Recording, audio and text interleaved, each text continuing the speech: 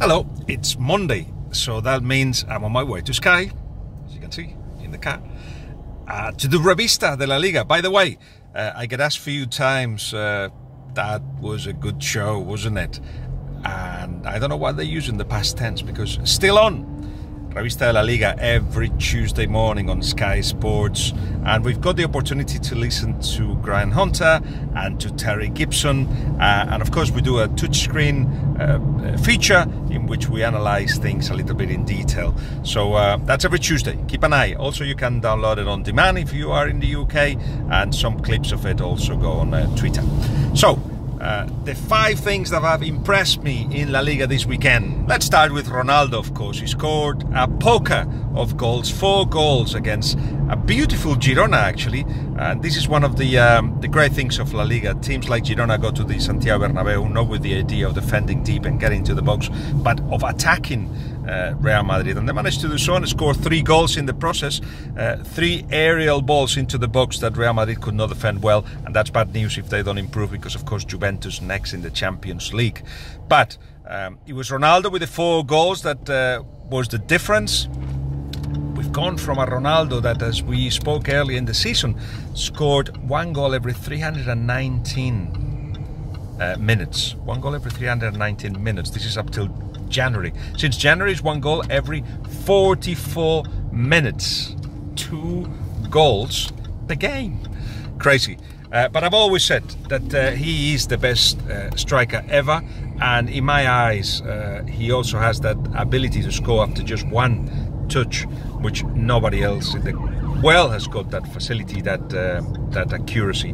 And physically he's fine. He's chosen his moments as he did last season, which can be a little bit annoying, I suppose, if you are Real Madrid, because you want the best Ronaldo throughout the season. But as he realizes he had finished the previous 3 seasons, 3 campaigns in a bad condition, he decided to actually choose his moments, and those moments are when titles are won, at least the Champions League and the European competitions generally. So Ronaldo was brilliant. Benzema was also very, very good, and he helped in the build-up. He helped to link up with the forwards, with Cristiano mostly. Quite clearly, Bale is not rebelling against his situation, while Marcos Asensio and Lucas Vázquez, when they come on, they actually make a difference. Bale seems a little bit resigned to his situation. He scored 1 goal though, but the headlines, the picture of the game is of course Cristiano Ronaldo scoring 4 goals, and now he's 3 away from Messi. He did say when he wasn't scoring many goals to his teammates that I will win the Pichichi, and of course let me say in brackets that the Madrid press are making the Pichichi the biggest trophy of the year, only because they cannot win the league, of course. There is the Champions League as well, but let's say if Cristiano is not involved, the Pichichi is not such a big reward, a big award in the eyes of the Madrid press, but you know how it works. 2. Iniesta said on Wednesday that he is thinking of leaving Barcelona, and he will have to take a decision at the end of April. When that information comes out from the player himself, is because he's seriously considering the offer that comes from China, which is 35 million euros net and 1.5 million bottles of wine, no less. Of course, as you know, he's got a bodega, a great bodega actually. I remember taking the first batch of wine when he first produced it. The white wine was very good, the red wine had to prove, but of course that was many years ago, and now he's very happy with everything that's coming out from there, and it will be a great business, not just for him but for the family. He's thinking about it. He came on in the second half, and the fans had the opportunity to have his say about it, and basically they were chanting "Don't go." But remember, he's got a eternal contract. He can actually go to China but return to Barcelona, not a problem. Barcelona will keep his contract in a different position, not as a player, of course. So he can be in Barcelona the rest of his days after his Chinese experience. Let's see what he decides. But in terms of football, is it essential that Iniesta plays? Well, what was interesting is that he came on for Dembélé because the team needed control. But in the first half, without Luis Suarez, without Busquets, without Iniesta, Barcelona played really well, with Rakitic in the Busquets role, with Paulinho and Coutinho as midfielders. The 3 of them are forward, or they have an offensive mind. So when they had the ball, they went direct to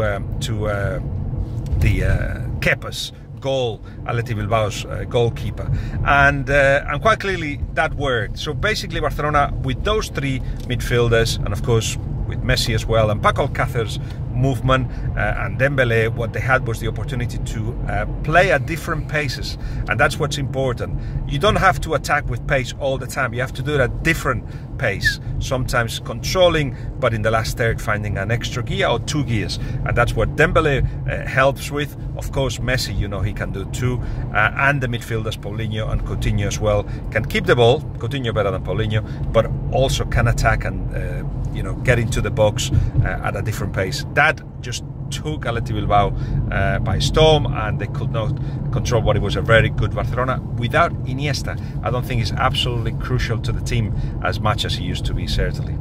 3, Atletico Madrid was disappointing. They lost a game there. They were winning 1-0. It would have been the 10th 1-0 victory of the season for Simeone, but it didn't happen. And it didn't happen, according to himself, because it was his fault to actually not give Atletico Madrid players the weapons to win that game. What does he mean by that? Well, certainly he asked the team to do what they always do once they go 1-0 up, defend deep and counter-attack. But in the last 10 minutes of the game, he decided to put Gavi on, which is a defensive midfielder, of course, and take Griezmann off. And Villarreal, who little by little were getting into the game, they were controlling the game, a lot of possession, but without much danger. In the last 10 minutes, everything changed. The changes were crucial as well. Castillejos, Sansone, and of course Unal, who scored 2 goals, turned the tie for Villarreal, and without Griezmann there was not an opportunity to attack Villarreal at all, and that was taken advantage of by Villarreal. Got the 2-1 victory, and 11 points away from Barcelona they are. Simeone is saying, let's see what happens in the last 5 games of the season. If in the last 5 games there is the mathematical possibility of winning the league, he will try to tell his players to do so.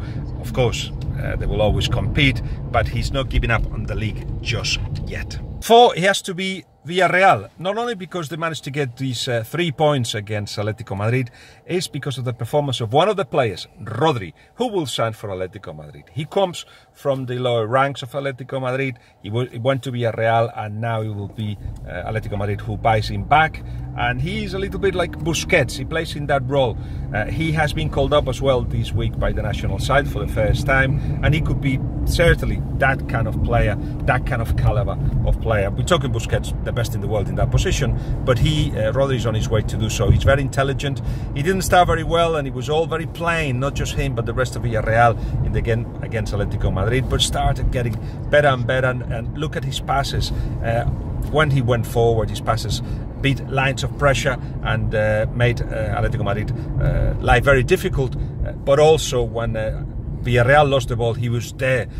He just pushed the team to get that pressure high that stopped Atletico Madrid on the tracks. So Rodri was fantastic. As I said, the substitutions of Javi Calleja made a difference as well, but perhaps for me, despite the goals of Unal, Rodri was the man of the match. Finally, 5. We have to talk about Real Sociedad, because both Loren, the director of football, and Eusebio, the head coach, have left the club.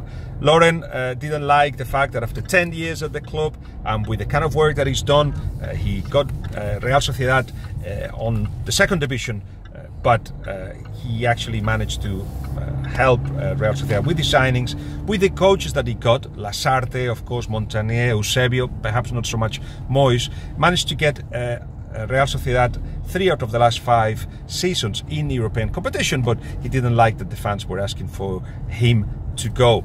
I think the fans are unhappy that Íñigo Martínez left, that Yuri, the fullback, left to PSG as well, but that was to give Kevin, one of the young guys that come from the ranks, the opportunity to play regularly, but it didn't happen. And with Eusebio, the team went from being 9th the season that Moyes left to 6th last season, and this one they're struggling. They are 11 points away from relegation. They won't go down, but he felt that the very good football that Eusebio practiced and his side had disappeared in the last 2 months. They were knocked out of the cup by Lleida, 2nd B division side, and in the last 32 in the Europa League as well, and all that was what with the most expensive Real Sociedad in history in terms of budget.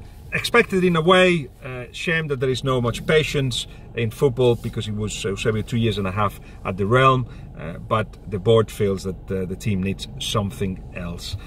Lots of quality there. Certainly when you put so much money into a squad, you expect a better performance. You expect the expectations go up from everybody's point of view, and certainly the position that we see Real Sociedad in now is not one that you will expect.